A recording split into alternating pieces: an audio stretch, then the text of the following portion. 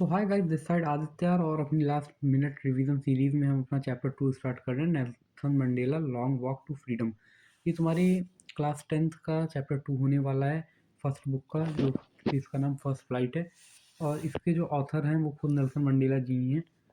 तो उसके बाद डिटेल समरी में जब हम आएंगे तो तुम्हें यहाँ पे देखने को मिलता है कि डिटेल समरी इसकी कुछ इस तरीके से। The chapter is an extract from Nelson Mandela autobiography. ये जो नेल्सन मंडेला की ऑटोबायोग्राफी थी, मतलब जो उन्होंने खुद अपनी लाइफ के बारे में लिखा, स्ट्रगल्स के बारे में, लॉन्ग वॉक टू फ्रीडम उसका नाम था।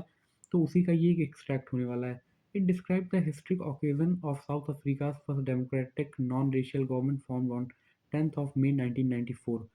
अब वो स्ट्रगल क्यों कर रहे थे? क्योंकि वहाँ पे रेसिज्म बहुत ज़्यादा था, मतलब कलर के बेसिस पे बहुत ज़्यादा भेदभाव होता था उनके कंट्री में। जैसे जो लोग काले हैं उनको मतलब इक्वलिटी नहीं मिलती थी, उनको बेसिक जो भी समानता होती है एक सिटीजन की वो भी नहीं मिलती थी। इसीलिए उन्होंने पहली डेमोक्रेटिक नॉन रेशियल गवर्नमेंट के लिए एक स्ट्रगल किया और उसको उन्होंने बनाया 10th ऑफ मई 1994 में।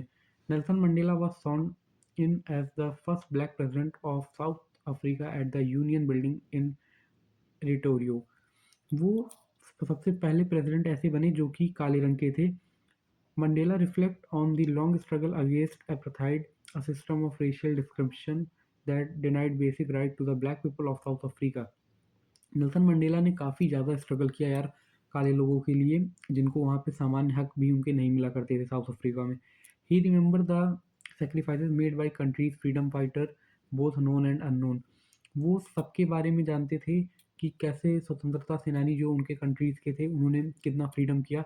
और उतने फ्रीडम के बाद जब चीज़ें हुई तो उनको ये देख के बहुत बुरा लगा कि हाँ, मैं काला हूँ तो मेरे ऊपर ऐसी चीज़ें हैं, वो गोरा इंसान है तो उसको मेरे से ज़्यादा बेटर ट्रीटमेंट मिल रहा है, ऐसा क्यों हो रहा है मेरे एक फ्रीडम कंट्री में। उसके बाद who gave their life for the country freedom. हाँ, वही मतलब जो स्वतंत्रता सेनानी रिवॉल्यूशनरीज थे वो जो अपनी कंट्री के लिए मरे थे उन्हीं की बात हो रही है इधर। He speak about the meaning of freedom. Nelson Mandela ji speak मतलब नेल्सन मंडेला जी कहते थे कि फ्रीडम के बारे में हम क्या बात करें जब हमें अपने कलर के बेस पे ही यहाँ पे डिस्क्रिमिनेट किया जा रहा है। उसके बाद according to him freedom is not just the absence of oppression but the ability to live with dignity and respect. उनके हिसाब से यार फ्रीडम की डिफिनेशन ये थी कि हम अगर इज्जत के साथ रह रहे हैं, हमारी अपनी एक मर्यादा डिग्निटी है, तभी हम अपने को एक मान सकते हैं कि एक फ्री कंट्री में हम रह रहे हैं।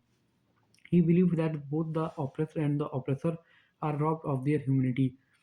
अब ये लाइन का यार बहुत डीप मतलब है कि उनको ये लगता था कि जो गलत सह रहा है और गलत कर रहा है, वो दोनों ही ह्यूमैनिटी के साथ गलत कर रहे हैं, मतलब इंसानियत के साथ दोनों लोग ही गलत कर रहे हैं। Therefore true freedom means liberating both.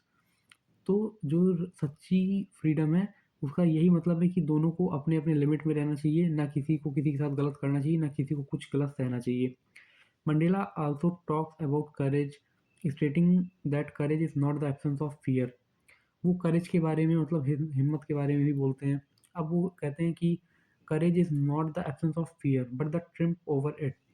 करेज यार कुछ ऐसा नहीं है कि तुम मतलब डरो ना, पर तुम इज्जत करो अपनी भी, दूसरे की भी, किसी के साथ डिस्क्रिमिनेशन ना करो। तो एक ये हारमोनी तुम्हारे नेचर में, तुम्हारे बिहेवियर में, हर चीज़ में दिखनी चाहिए harmony. He emphasized the importance of unity, equality and justice in building a new nation.